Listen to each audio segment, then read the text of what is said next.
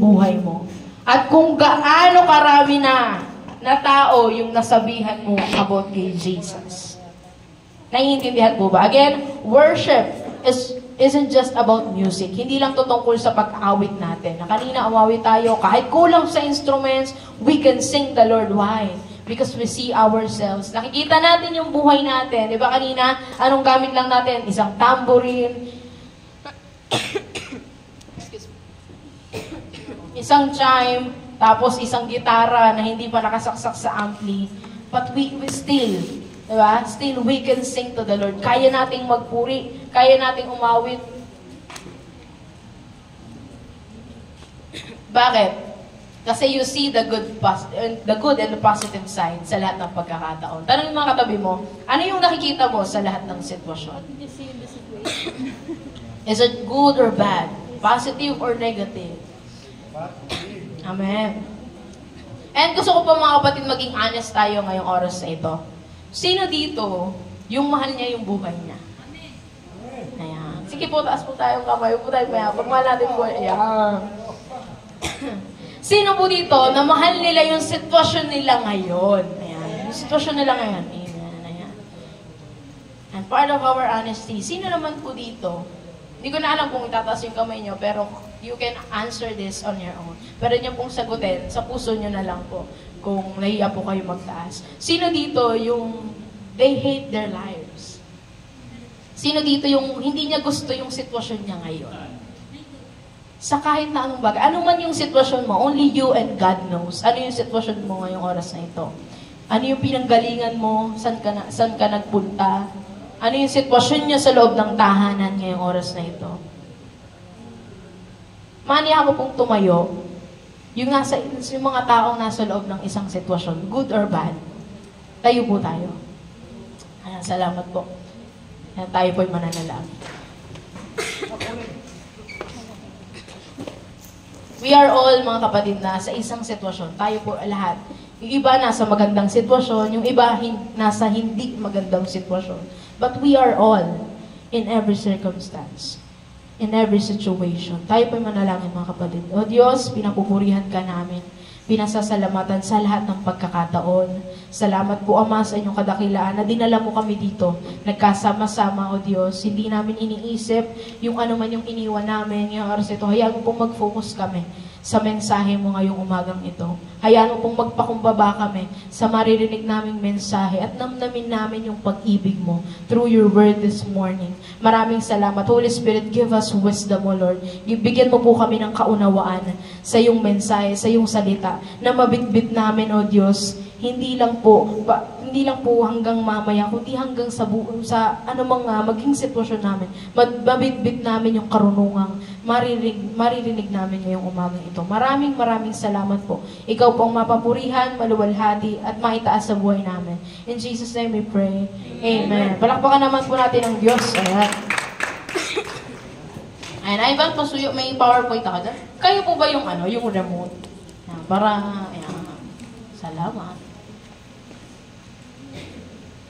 Ay, siguro. Ayan. Commercial break. Try nga natin dito sa malayo. Ayun. Kaya. Basahin natin, po? Philippians. Pilipos, mga taga-Pilipos. Chapter 4, verses 11 to 13. Sabay-sabay po. 1, 2, ready? Hindi ko sinasabi ito dahil sa kayo'y pinaghahanapan ko ng tulong. Natutunan ko ng masiyahan, maging anuman ang aking kalagayan. Alam ko kung paano naghihikahos, alam ko rin kung paano managana. Natutunan ko na ang sikreto kung paano masiyahan sa anumang kalagayan sa buhay, ang mabusog o ang magutom, ang managana o ang maghirap. Ang lahat ng ito'y magagawa ko dahil sa lakas na kaloob sa akin ni Kristo. Sino po dito yung naging favorite verse niyo po yan? Philippians 4:13. I can do all things through Christ who strengthens me. Diba? We love that verse na kaya nating gawin ang lahat ng bagay sa pamamagitan ng lakas na ibinibigay o sa pamamagitan ng nagpapalakas na sa atin, kundi si Jesus Christ. Alam niyo po ba, bago natin sabihin talaga itong verse na to, meron talaga tayong mga pagdadaanan sa buhay natin, tulad ni Apostle Paul. Nasabi niya tong verse na to, sabi niya, natutunan kong maging kontento. Excuse me. Ano man yung sitwasyon, ayun yung sabi niya doon. Sabi niya, alam ko yung sitwasyon ng nangangailangan, alam ko rin yung sitwasyon ng meron na meron. No? Alam niyo yung meron na meron, yung hindi mo alam kung saan ilalagay, hindi mo alam kung saan gagastusin. Naranasan na po ba yun? Sino dito yung gustong maranasan yon? Yung hindi mo na alam kung saan mo ilalagay, you know? At sino naman, sabi niya din doon, natutunan ko yung sikreto ng pagiging kontento, no? Sabi niya doon, sa lahat ng sitwasyon, sabi doon, magutom man o mabusog, meron o wala, sabi niya doon, I can do all things through Christ, who gives me strength. Sorry po. Napansin niyo po ba yung sinabi ni Paul doon, na natutunan niya yung pagiging kontento? Tanong yung mga katabi mo, kontento ka na ba? Ay, kontento. Ayan. Mamaya pag-uusapan natin yung ibig sabihin ng kontento. Kasi marami pong misconception sa ibig sabihin ng pagiging kontento. No? Kasi meron akong mga nakausap, no? Mga pangarapista. May kakilala kayong pangarapista? O baka katabi niyo, or ikaw mismo, pangarapista. Ayan, yung mahilig mangarap. Amen. No, yung ang taas-taas ng pangarap. Sabi nga pag nangarap ka, taasan mo na, pangarap na nga So, hindi po masamang mangarap. And later, we will talk about what is the meaning of being contented, no po. Alam niyo po yung, meron tayo sa buhay natin, na parang hindi tama, or parang hindi okay, or may mga area sa buhay natin na gusto nating maayos, isaayos. Tama po ba? No? At ating verse ngayon is Ecclesiastes, o mga ngaral. Pwede po bang, Atida, pabasa. Sabay-sabay. Sabay niyo po si Ate Daniela. Mga ngaral 3, ang lahat sa mundong ito ay may kanya-kanyang panahon, may kanya-kanyang oras. Ang panahon ng pagsilang at panahon ng pagkamatay. Ang panahon ng pagtatanim at panahon ng pagbunot ng tanim. Ang panahon ng pagpatay at panahon ng pagpapagaling. Ang panahon ng paggiba at panahon ng pagtatayo. Ang panahon ng pagluha at panahon ng pagtawa. Ang panahon ng pagluluksa at panahon ng pagdiriwang. Ang panahon ng pagkakalat ng mga bato at panahon ng pagtitipon sa mga ito. Ang panahon ng pagyayakap at panahon ng paglalayo. Ang panahon ng paghahanap at panahon ng pagkawala niyon. Ang panahon ng pag-iingat sa isang bagay at panahon ng pagtatapon. Ang panahon ng pagpunit at panahon ng pagtahi. Ang panahon ng pagtahibik at panahon ng pagsasalita. Ang panahon ng pagmamahal at panahon ng pagkapuot. Ang panahon ng digmaan at panahon ng kapayapaan. Amen. Dapat nabanggit doon, may mga season, may mga panahon sa bawat pagkakataon. Merong sa bawat bagay, no po? Merong oras para magsalita, may oras para manahimik. May oras na kung saan tayo'y buhay, may oras din na tayo ay mawawala dito sa mundong ito. May oras din para sa pagsiselfone mo, meron din namang oras para makinig ngayon. Tama po ba?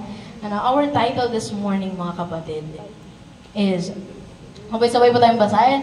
Nating basahin. There's a purpose in every season in life. Ayan. Alam niyo po, sa Genesis 28:22, nabanggit doon na mayroong mga season. May oras para magtanim, may oras para mag-ani. May oras para maghintay, may oras naman para tumanggap. Merong oras ng pagsubok, meron ding oras ng biyaya. No? At alam ko po sa buhay ng bawat isa, mapabata o mapamatanda, na alam natin yan, na mayroong season. At hindi lang ito yung tungkol sa season ng winter, no, wala tayong ganun dito. No, ang season lang natin dito ay dalawa lang. No? Dalawa lang. Excuse me. At alam niyo po ba, yung mga may hirap na season ng buhay, ay kailangan, na po? Hindi lang basta gusto. Sabihin mo sa katabi mo, kailangan. Kailangan. Ang mga mahihirap na sitwasyon, kondisyon, o season ng buhay natin ay kailangan for the good situations to come. Diba? Isipin nyo, kung yung farmer magsasaka, hindi sila magtanim, wala silang aanihin, di ba? Kung yung pananampalataya ay hindi nasusubok, wala kang testimonyang i-share how good and faithful your God is. Di ba po? Kaya po tayo nakakapag-share dito sa unahan ng goodness of God dahil may pinagdaanan tayong somehow hindi maganda. Pero it turns out sa magandang bagay. Bakit? Kasi yun yung purpose ng mahirap na season. Para makita mong may kagandahan pala. Kasi yung buhay ng isang tao, alam niyo yan, sa mga nakakilala, no? Hindi naman lahat, pero may example lang sa isang bata na binibigay sa kanya lahat ng kanyang magulang. He or she cannot see yung kagandahan. Diba? Kasi binibigay nila sa kanya lahat yung maganda eh. So, hindi niya alam ano yung masama, ano yung yung mabuti. Hindi niya alam kung ano yung hindi maganda at ano yung maganda. Hindi niya alam ano yung hindi mabuti at mabuti. Sino dito yung nakaranasan ng hindi magandang sitwasyon? Palakpakan mo ang Diyos. Dahil alam mo yung ibig sabihin ng magandang sitwasyon. Bakit? Alam mo yung difference. Alam mo yung pinagkaiba. So, kapag ikaw may pinagdadaanan na hindi magandang sitwasyon, mahirap man, pero alamin mo at siguraduhin mo sa sarili mo na may darating na pagpapala. Diba? Kung yung gabi, when the sun sets, diba? Mayroong sunrise. Tama po? So sa buhay natin, if there are things na talagang feeling mo parang nasa sunset ka for the whole year of this, sa kalahati ng taon ng 2024 or last year, diba? Ay nasa gitna ka ng sunset ng buhay mo. I believe darating yung sunrise, diba? At kapag natitempt ka, kapatid, na maniwala na yung painful situations sa buhay mo ay hindi na matatapos or parang hindi mo na kaya, make a decision, mga kapatid. Mag-desisyon ka na maniwala sa salita ng Diyos. Diba? Maniwala ka sa salita ng Diyos more than sa iniisip mo at sa nararamdaman mo. Ano man yung itsura ng sitwasyon mo. I-desire mo, sabi mo sa katabi mo, i-desire mo. Ayan. I-desire mo na si Lord yung mag-guide sa'yo through His Word, no? Siya yung mag-influence sa'yo, siya yung mag-lead sa'yo, no? Yung God's Word, yung salita ng Diyos, hindi yung feelings mo. Amen? Last week, we talked about worship. At ang sabi ni Ate Daniela, yung worship that we give to God, dapat hindi base sa nararamdaman natin. Dapat base saan? In spirit and in truth. Amen? Huwag tayong maglilingkod o sumasamba sa Diyos sa pamamagitan o sa base sa ating nararamdaman. Ganon din, mga kapatid, huwag tayong mabuhay. Huwag nating i-desire yung mga bagay based on our feelings.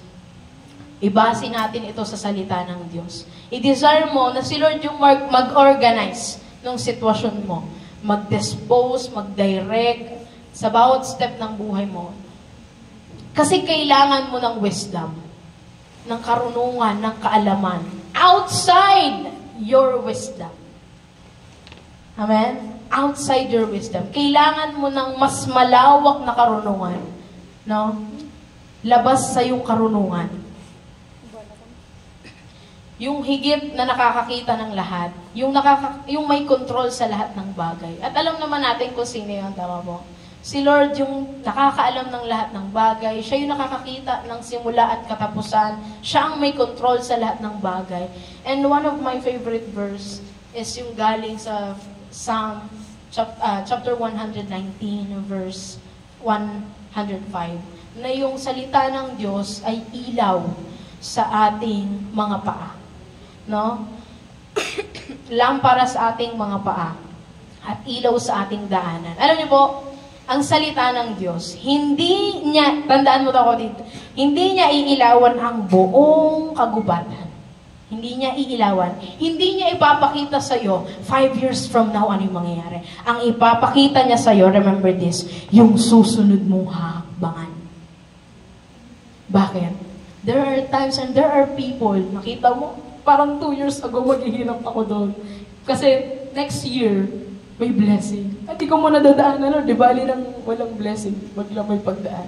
So there are times and there are people sa nakakilala natin or ikaw yung mismo, no? Talagang masasabi natin na totoo yung salita ng Diyos, no?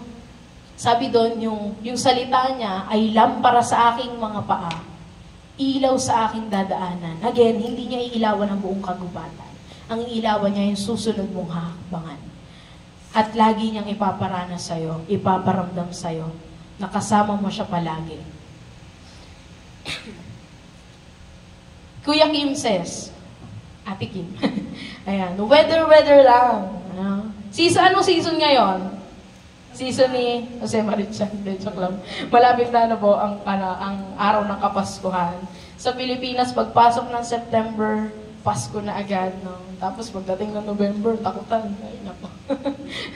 No, sabi ni Kuya Kim, weather lang. Bakit? Ba't na sinasabi? Sa buhay daw, weather lang. Totoo naman eh. Diba?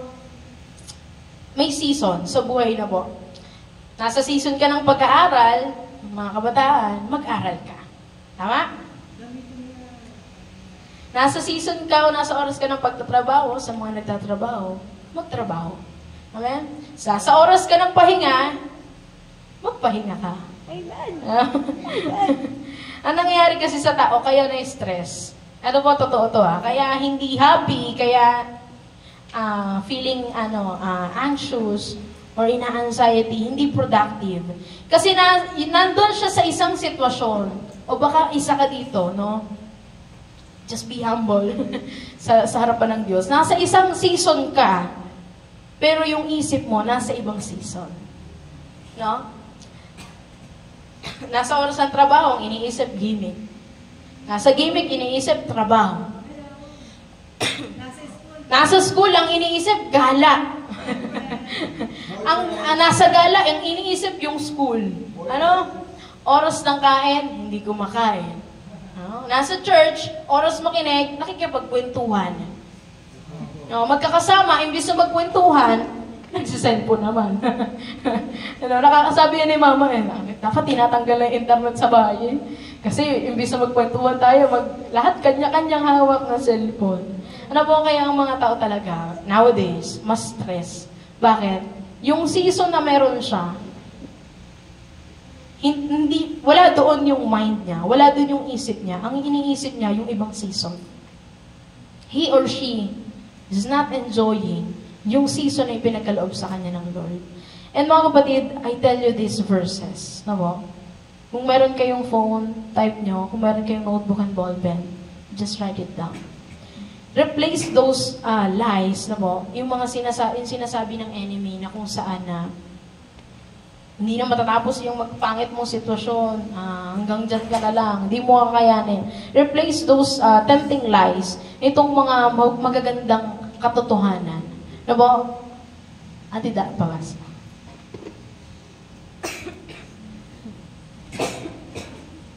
Filipos 4:13, ang lahat ng ito ay magagawa ko dahil sa lakas na kaloob sa akin ni Kristo. Amen. Ayan, pag nahihirapan ka, sabihin mo yung verse na yan.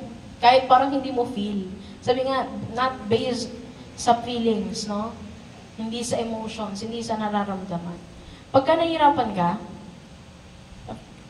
i-feel na parang hindi mo na kaya, sabihin mo to. Hindi mo man kaya, tandaan mo to, hindi mo man kaya, pero kaya ng Diyos mo. Kapigin mo yung katabi mo. Para sa iyo to, kapatid. For you is this, Ayan. for me. Nasulat mo ba? Next verse. Ayan. Unang Korinto 10:13, wala pang pagsubok na dumating sa inyo na hindi nararanasan ng ibang tao. Tapat ang Diyos at hindi niya ipapahintulot na kayo'y subukin ng higit sa inyong makakaya. Sa halip, pagdating ng pagsubok, bibigyan niya kayo ng lakas upang makayanan ito at ng paraan upang malampasan ito.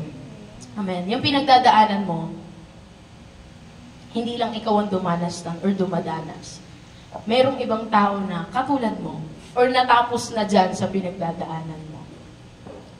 So, lagi mong isipin, hindi ako nag-iisa. Amen? At ang sabi sa verse na yon, hindi binibigay ni Lord yung pagsubok na hindi natin kaya. No? Actually, lahat naman ng pagsubok hindi natin kaya nang wala ang Diyos. Amen? Alam niyo po ba na meron talagang mga sitwasyon sa buhay natin na kapag wala ang Diyos, di talaga natin kakayanan. At hindi lang yun some. Lahat yun. Lahat ng pagsubok na dumaan sa buhay natin. Nakala natin, matalino ko, kaya ko yun. Math problem, kaya ko yan. Ano? May tatawiran. O ano mang bagay sa buhay mo. Hindi natin kaya mabuhay nang wala ang Diyos. At ang sabi doon sa verse na yan, kapag dumating yung pagsubok na yun, ang kinin mo to kapatid, bibigyan ka niya ng kalakasan. Amen? Tanggapin mo yan ngayon kapatid, ngayong oras na ito, yung mensahe na yan. Nasa isang sitwasyon ka man na kung saan nahihirapan ka, or nararamdaman mo parang may paparating na na hindi maganda. Ang kinin mo tong mensahe na to, bibigyan ka niya ng lakas para makayanan yung pagsubok na meron ka. Roma 8:31. Ano pa ang masasabi natin tungkol dito? Kung ang Diyos ay panig sa atin, sino ang makakalaban sa atin? Ayun yung kinakanta natin kanina. Diba? Ano nga yan? Ano yung umpisa? And if for God is for us, kung ang Diyos ay para sa atin, then who could ever stop us? Sinong makakapigil sa atin? Kung ang Diyos ay panig sa atin, sinong makakalaban sa atin? Sabihin mo, no one. Sabihin mo, no one can be against me dahil ang Diyos ay panig sa akin. Amen? Kapag ikaw ay nasa isang sitwasyon, lagi mong tatandaan, sitwasyon na hindi maganda or nahihirapan ka, isipin mo palagi, sinasamahan ka ng Diyos. At siya, kanyang battle yan, remember that kapatid, kanyang battle yan, it is not yours, it's His. Kanyang battle yan. No? Tagumpay na yan, yun ang ibig sabihin. Kailangan mo lang pagdaanan, bakit? For you to see the beauty of His plan para sa'yo. Again, kaya mo lang yung pinagdadaanan, para makita mo yung kagandahan ng plano niya sa buhay mo. Para hindi tayo katulad ng mga spoiled na bata na sinusubo lahat. Spoon feeding. No? Yung mga tao or mga bata na dumadaan sa hirap, alam niyo yung ilang taon pa lang sila na yung nagsasaing, sila na yung ganito. Mas responsible sila. No? Mas marunong sila. At mas matalino sila. I believe that. No? At many of us ay pinagdaanan yon or pinagdadaanan. But I believe, responsible ka na anak ng magulang mo or anak ng Diyos. Amen? So, ito, few lang yan, no? Iilan lang yan sa mga verses na napakaganda. At mga verses na kung saan nagbibigay ng encouragement at ng pagyakap ng Diyos. I encourage you, no, hinikayat kita, to make a list. Magawa ka sa cellphone mo. Uso na kasi ngayon ng cellphone. No? Kung gusto niyo naman sa notebook niyo, gahanap kayo ng notebook or bili kayo. No, sulat nyo dun yung mga scriptures or Bible verses, no, that will combat lies. Lalaban sa mga kasinungalingan ng mundo. Kasinungalingan ng enemy, ng kaaway that tries, no, yung plano ng yung sirain yung mind mo, yung heart mo. Natanggalan ka ng karapatan maging na manalangin, no, or ipaisip sa'yo na hindi mo kaya or mga bagay na kung saan nagpapahina ng loob mo. Sulat ka ng verses. No? Kung hindi ka pa nakapag-search ng Bible, we can use Google. No? Pwede tayo mag-search sa Google. Bible verses about inspiration. alam, encouragement. So, lista tayo. Tapos, basahin natin siya everyday ng buhay natin. No? Kahit isang verse lang. Kahit isang verse. Di bali ng isa. Basta ipinapamuhay natin. Ano? Tapos, i-prepare mo rin yung sarili mo. No? Prepare mo yung sarili mo in advance. O kung ngayon nasa sitwasyon kang hindi maganda, prepare yourself in advance.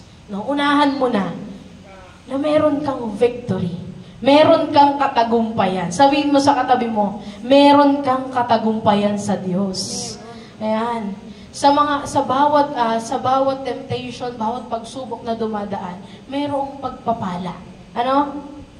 At meron tayong tatlong pagpipilian.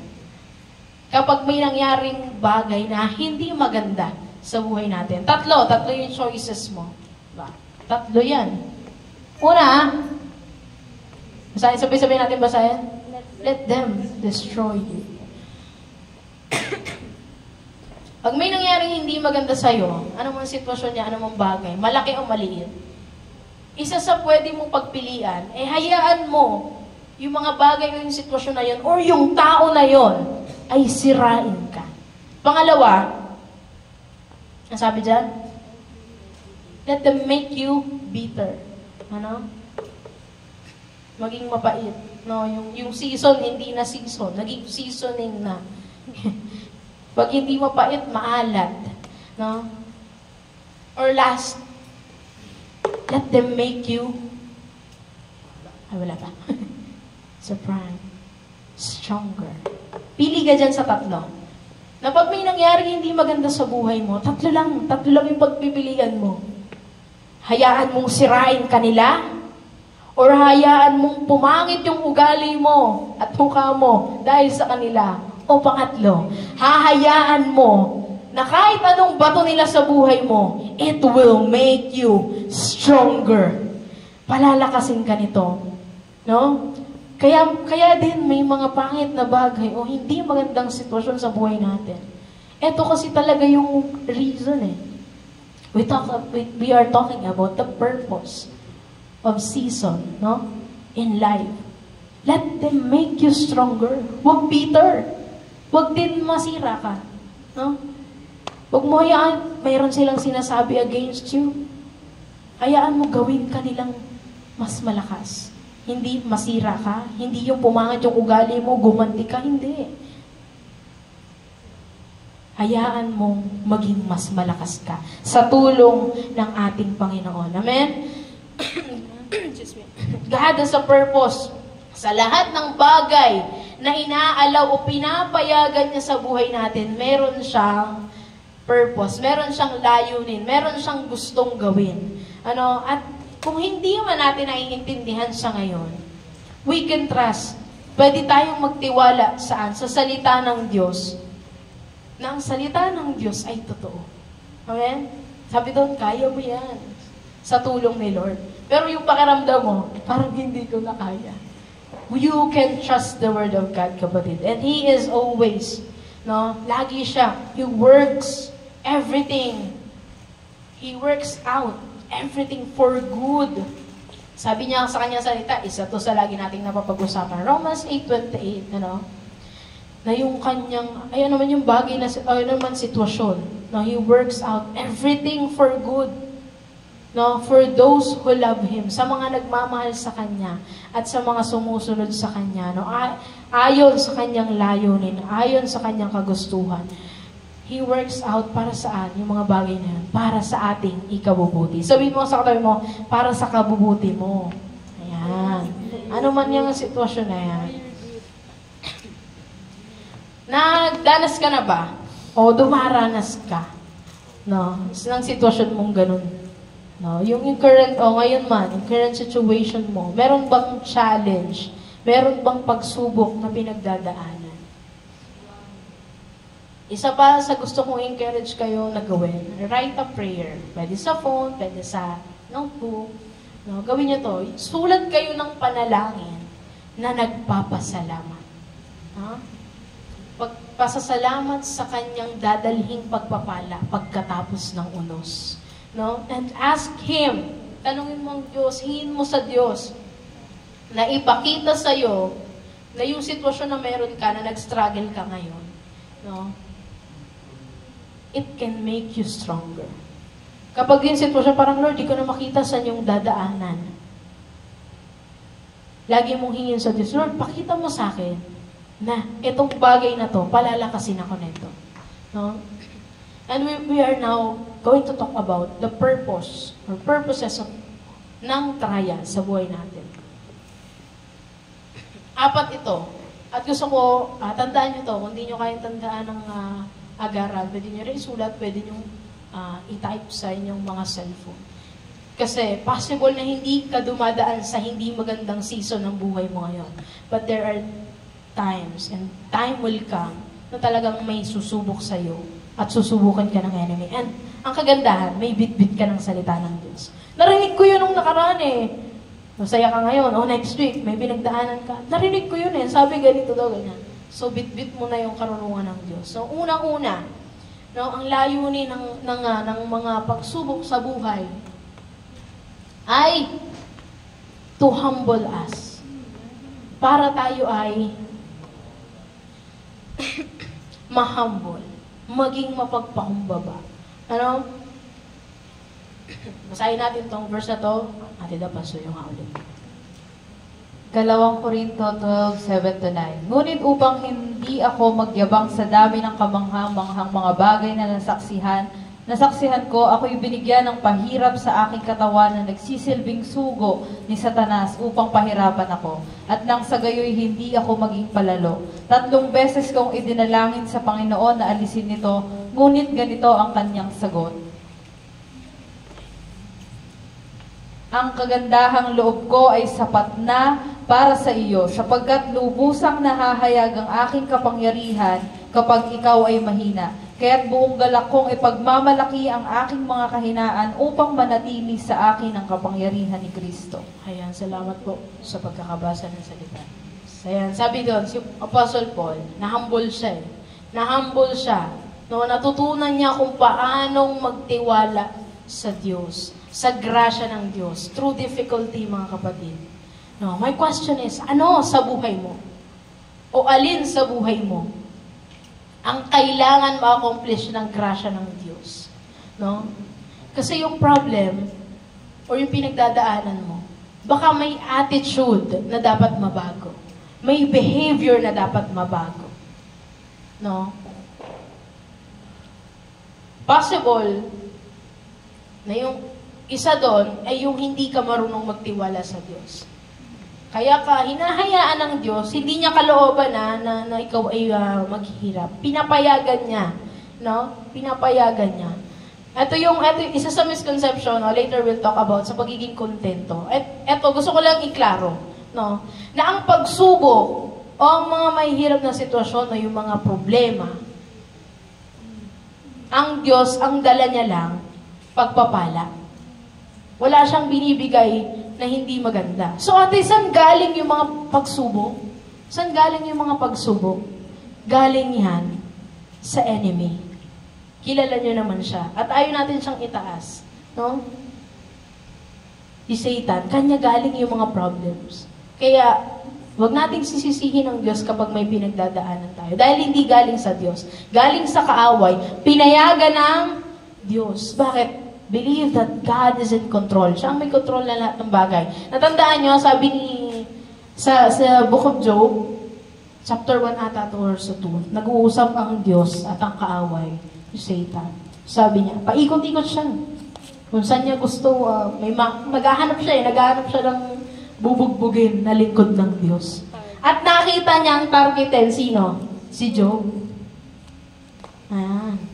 At ang sabi niya, nagpaalam siya sa Diyos. Yun yung lagi niya tatandaan. Ang kaaway, nagpapaalam pa yan sa Diyos bago yung problema makarating sa iyo. He is in control sa buhay mo. Kaya yung pinagdadaanan mo, pinayagan ng Diyos. Bakit? This is one of our purpose. Ang sabi, to humble us. No, baka meron kang pride sa iyong puso. No, baka naman meron kang sitwasyon sa buhay mo na mababa yung tingin mo sa ibang tao. No? Mas mataas ako dyan, mas magaling ako dyan. Baka may ganun kang sitwasyon, kaya ka dumanas. Hindi ko kayo sinisisa, no? Gusto ko lang makita niyo yung katotohanan. Hindi ko kayo para baybayin sa mensahe ng Diyos. Dahil ang mensahe ng Diyos ay totoo. Hindi tayo magbe-baby dito. There are times po, and there are people, kung ba't sila dumadanas ng sitwasyon na hindi maganda, dahil sa pangit na attitude, hindi magandang behavior, no? May mataas ang tingin sa sarili, hindi nagtitiwala sa... Another example, or, purpose ng mga pagsubok sa buhay natin is to keep us from trusting in and depending on ourselves, no? Talagang alisin natin yung pagtitiwala natin sa sarili natin or pagsandal, no? Hindi ko sinasabing huwag kayong magtiwala sa sarili nyo. Bas, ang ibig sabihin is, huwag yung sarili mo lang, yung iyong pagkatiwalaan. No? Believe that God can do everything for you according to His will. No? Sabi sa kanyang salita, hindi. Wala. Basahin na lang natin sa Bible. 2 Corinthians chapter 1 verse 8 to 9. Sorry po. Nagkamali ako na lang. 2, 1:8 to 9. Ayan. Ibinahagi ni Paul yung experience niya dito. 2 Corinthians chapter 1 verse 8 to 9. Mga kapatid, nais naming malaman ninyo ang mga kapighatiang dinanas namin sa Asya. Napakabigat ng aming dinanas. Ano pat akala namin ay mamamatay na kami. Para kaming hinatulan ng kamatayan, subalit nangyari iyon upang huwag kaming manalig sa aming sarili, kundi sa Diyos na muling bumubuhay sa mga patay. Salamat po. Ayan, may mali. Keep us away, sorry po. Keep us away from. Pabago na lang po sa inyong note. Sorry po. Salamat po. Ayun, sabi doon, kaya may dinadanas sina Paul and ikaw para hindi ka manangan saan? Sa sarili mong kakayanan o karunungan. No? Sabi nga din yan sa kanyang salita sa Proverbs, sabi na Lord doon, di ba? To, sino man yung sulat ng Proverbs sa part na yun? King Solomon, ano? Na huwag tayong manangan sa sarili nating karunungan. At si Paul, again, binahagi niya yung experience niya doon, no? Na nagtulong sa kanya para matuto na huwag magtiwala sa sarili, kundi magtiwala saan? Sa Diyos. Amen? And another question. Ano yung kailangan mo para pagkatiwalaan ang Diyos sa buhay mo today? For you to stop na magsikap gamit ang sariling lakas. No? Na ikaw yung nagpapagod to meet all your needs para may mangyari or to solve your problems. Hindi naman masamang magtrabaho, hindi masamang magsikap. Pero ang gusto ng Diyos kasi, may kapayapaan yung puso natin. Na kahit nasa anumang sitwasyon tayo, may tiwala tayo sa Diyos. Isa sa bagay kung bakit talagang too much yung pagod ng isang tao. Kasi siya yung nagpupursige. Kasi gusto ko noon, gusto ko nito. Hindi masamang magpursige. Pero pag nahirapan ka na, at nakakalimutan mo na yung sarili mong alagaan, stop and think. Mag-isip ka. Hindi ito yung kalooban ng Diyos sa buhay ko. Anak ako ng hari. Maganda yung plano ng Diyos sa buhay ko. We have to stop and think. Alam niyo po, sa napakagulong mundo, napakagulong paligid, we can stop. Sit down. At manalangin tayo. Magtiwala tayo sa nakakaalam ng lahat ng bagay. Hindi ko alam kung para kanino tong mensahe na to, but I believe para sa ating lahat to. Amen? Ayan, pangatlo. Para subukin ang ating pananampalataya. Ano niyo po, hindi mo talaga alam kung ano yung pinaniniwalaan mo hanggat hindi ito nasusubok. Alam ko ang Diyos mabuti. Alam ko ang Diyos at papagaling niya. Alam ko ang Diyos Hanggat hindi mo nararanasan, ay hindi talagang tuluyan na magiging lubusang ginto ang iyong pananampalata. Katulad ng ginto. Unang Pedro 1:6-7. Ito'y dapat ninyong ikagalak, kahit na maaaring magdanas muna kayo ng iba't ibang pagsubok sa loob ng maikling panahon. Ang ginto, bagamat nasisira, ay pinapadaan sa apoy upang malaman kung talagang dalisan. Gayon din naman, ang inyong pananampalataya na higit na mahalaga kaysa ginto ay sinusubok upang malaman kung ito'y talagang tapat. Sa gayon, kayo'y papupurihan, dadakilain at pararangalan sa araw na mahayag si Hesukristo. Kumusta yung faith mo? Kumusta yung pananampalataya mo? Nasubok ba ng mga nakaraan mo? May mga ngumingiti no? May mga nakikita tayo na ngiti. So, praise the Lord. Kasi nasusubok pa yung faith. Kasi pag stagnant, baka wala ng plano sa iyo ang Diyos. No? Ibig sabihin, pagka pinapagana pa, umaakyat pa sa another level, may tinuturo ang Diyos sa buhay mo. Kung nasubok ka, no? Yung pananampalataya ay nasubok na itong mga nakaraan. No? Talagang titignan kung talagang naniniwala ka. Mas pinapatibay ka. Sabi mo sa tabi mo, mas pinapatibay ka. Ayan. Ito yung isa sa natutunan ko pag pinagdaanan ng pagsubok. Sa gitna, hindi mo mauunawaan. Pero sa dulo, makikita mo yung ganda. Amen? Ng plano ng Diyos sa buhay mo. At ano man yung pinagdaanan mo yun. Makikita mo yung beauty. Amen? And last, sabi, ay, salamat, last na. Ayan, last is to equip us na tumulong sa ibang tao. Alam niyo po, I believe this, na hindi tayo makaka-relate sa mga taong nasasaktan or hindi tayo makaka-relate sa mga taong nasasaktan kung di mo pinagdaanan or naranasang masaktan. Tama po? Amen. Kaya yung pinagdadaanan mong masakit, another purpose sa bagay na yan, ay yung maging tulong ka sa ibang tao. Amen? Ako naniniwala ko yung mga successful na in life, na nakaahon na sa hirap ng buhay, hindi lang basta financial kundi sa stress, sa depression, sa anumang pagkakalubog, financially, mentally, physically, emotionally, and of course, spiritually. Meron silang magandang kwento na makakatulong sa mga dumadanas ng pinagdadaanan nila, ng pinagdadaanan ng ibang tao. No? Kung ano man yung dinadanas mo, isipin mo, okay. Itong pinagdadaanan ko, someday, meron akong mamimit na tao na pagdadaanan din ito. At magiging tulong ako sa kanya. Ano? Ito, 2 Corinthians. 2 Corinthians chapter 1 verse 3-4. Purihin natin ang Diyos at Ama ng ating Panginoong Hesukristo, ang Ama ng kahabagan at Diyos na pinagmumula ng lahat ng kaaliwan. Inaaliw niya kami sa aming mga kapighatian upang sa pamamagitan ng kaaliwang tinanggap natin, sa Kanya ay maaliw naman namin sa mga nahahapis. Ayan. No? Ang Diyos, siya yung source of all comfort. And pwede niyang gamitin yon, no, sa atin to comfort others. Amen?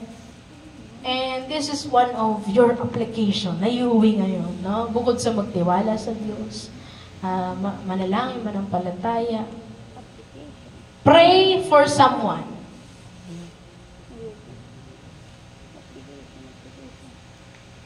Nung nakaraan, we talked about praying to God. No? Anong sabi natin? Mag-pray ka, umattend ka ng prayer gatherings, magbasa ka, meditate mo yung Word of God, at humanap ka ng prayer partner. Kumusta po? May prayer partner po ba? Or may pinagpe-pray pa lang? Meron na ba? Praying pa lang. No. Please have a prayer partner. Hanap ka. No, karelasyon mo, kaibigan mo, close friend mo, asawa, kasama sa bahay, or kung sino man. Nanililid ka ng Diyos. You pray every day. No, paalala ba yung prayer partner mo, nakakalimutan na mag-pray. Ikaw yung maging paalala sa kanya. And ngayon, this is our challenge. No, bago tayo umalis dito. Pray for someone. Ako, ate, parang mahirap yan, ah. Kasi hindi ka nagpe-pray, eh. I'll pray for someone. This is your challenge. No? Dahil narinig mo yung mensahe ng Diyos ngayong umaga ito, pray for someone na kailangan ng comfort ng Diyos. You know someone na nahihirapan at alam mong kailangan niya ang Diyos. Pray for him or for her. Do something na malalaman nilang, you care about them. Diba? Maisip nila na naiisip mo sila. Ano? Do something na maisip nila na, pinagpipray niya ako. With that, malalaman nila na talagang ikay Kristiyano. Why? You have the attitude of Christ. Si Jesus lagi niya iniisip yung kanyang mga disipulo, ibang tao. No? Anong tinuturo niya sa lingkod niya? Hindi niya tinuturo na paanong magturo. Ang tinuturo niya, paano manalangin. Amen? Pastor God, hindi niya kami tinuruan paano magturo dito. Tinuruan niya kami paano manalangin. Yung katabi mo, nasa likod mo, nasa harap mo, o nasa bahay kasama mo, na hindi mo pa nakakasama dito, ipanalangin mo. At sa pagkakasanay ng pananalangin niya, turuan mo siyang manalangin. And I believe, makikilala niya ang Diyos through that. Amen? Ano man yung sitwasyon, ano man yung, sino man yun, pray for someone. Sabihin mo sa atin mo, pray for someone. Ipag-pray mo kung sino man yun, no? Pag-pray ka ng isang tao, teacher mo, boss mo, kapatakot. Ay, ate, Muslim eh. Sa iba na lang daw. Kahit sino, saan ka nililid ng Diyos, no? Na ipag-pray. Again, yung 4 na bagay ay sabay-sabay natin basahin yung mga layunin ng pagsubok sa buhay natin. Ito yung to humble us, to keep us away from trusting in and depending on ourselves. Pangatlo, to test our faith, to equip us to help others. Ayan yung lagi nating tatanda. Ito pala yung layunin ng mga pagsubok sa buhay ko. No? And I want to encourage you again. Ayan. Na talagang magkaroon ka ng determined decision, na magkaroon ka ng decision na magtiwala sa Diyos sa gitna ng pinakamahirap na season ng buhay mo. No? Know that sa kabila ng lahat ng iyon, ma-appreciate mo yung magagandang bagay na ginagawa sa iyo ng Lord. And tandaan mo ito, kapatid, wag mong sasayangin yung pain na pinagdaanan mo. Huwag kang mabuhay sa bitterness. Sa bitter life. Huwag kang mabuhay with hateful attitude. No? Huwag mo i-hate yung mga bagay sa buhay mo. Nakakainis naman to, na parang lahat ng bagay sa paligid mo ay inis na inis, galit na galit, mainitin. Walang titingin sa katabi. Isipin ang sarili. Ayan, no. Ask God, no, gamitin mo itong challenge na pinagdadaanan mo. Gamitin ng Diyos yung pinagdadaanan mo na talagang maging blessing sa ibang tao. At gusto ko yung bigyan ng last na tip, no? Or Bible study exercises na matututunan natin how to embrace yung bawat season sa buhay natin. No? Na kahit mahirap, kahit ito pa yung most painful, you can enjoy the life na ipinagkaloob ni Lord sa'yo. Jesus died on the cross for you and for me. And hindi deserve yung life that you have, hindi niyan deserve na i-hate mo lahat ng bagay. Kaya ka binigyan ng Diyos ng panibagong buhay to enjoy and to be a blessing. Amen? Sa ibang tao. Ito na pag-usapan natin. Being contented. Ayan. Yung tunay na ibig sabihin ng pagiging kontento. Kapatid, hindi ibig sabihin nun ay yung ayaw mo ng pagbabago. Yung kontento ko na ito na lang. Okay na dito. Okay na dito. Masaya na ako dito. Konting ganito, ganito. Hindi po yun ibig sabihin noon, mga kapatid. Ang ibig sabihin ng pagiging kontento kay Kristo ay kaya mong magkaroon ng kagalakan sa puso mo. Amen? Kahit nasa mahirap o malalim kang sitwasyon. No? Amen? Yun yung ibig sabihin ng tunay na pagiging kontento. Kapag nagtiwala tayo, we can do that. Amen? Dapat matutunan natin yakapin yung sitwasyon sa buhay natin. Stop hating your life. Alisin mo na sa vocabulary mo yung word na hate. Ayoko neto. Ano? Maraming tao na talagang mindlessly sinasabi nila yung I hate this, I hate this. Ayoko neto. Nakakainis to, nakaka-irritate to. Ano? I hate traffic. Ayoko maglaba. Ayoko mag-aral. Ayoko magtrabaho, ayoko maglinis ng bahay. Ayoko ng itsura ko. Ayoko ng lahat ng bagay sa akin. Na parang lahat na lang, you hate it. But how can we expect, no, to be contented, no? Na maging kontento. And i-enjoy natin yung buhay natin kung hate natin lahat ng bagay sa buhay natin. Let's form a habit. Pagkagising mo, may salamin man kayo, wala. I believe meron. Hindi na wala yun sa bahay, no? Mawala na ng asin, wag lang salamin. Ay, joke lang. May salamin sa bahay. Humarap ka. Sabihin mo, I love God. I love my family. I love myself. I love my situation right now. I just love my life. Just tell it to yourself and tell it to God. Na mahal mo yung Diyos na meron ka. Mahal mo yung pamilya mo kahit hindi mo alam anong nangyayari o anong mangyayaring susunod sa pamilya mo. Mahal mo yung sarili mo kahit minsan hindi mo siya nauunawaan. Mahal mo yung ikaw na ipinagkaloob ng Diyos sa buhay mo. Isulat mo yon sa phone mo, sa notebook. Daming isusulat ngayon, ano? Sa notebook or sa phone. Basahin mo siya everyday. That you love your life. Amen? Ano man yung pinagdadaanan mo, hindi mo lang mamahalin yung ibang parte. Ang mamahalin mo, lahat. Buong pagkataong na ipinagkaloob sa iyo ng Diyos. Matutulungan ka nito na mawala yung words na I hate this, ayoko nito, nakakainis, ayokong makita si ano. Mawawala sa mind mo yan. And if you keep your gratitude, amen? Yung pagpapasalamat that you have sa puso mo. Gusto ko po kayo maniyahang tumayo.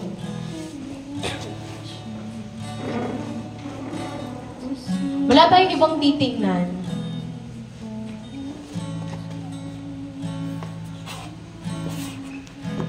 Kundi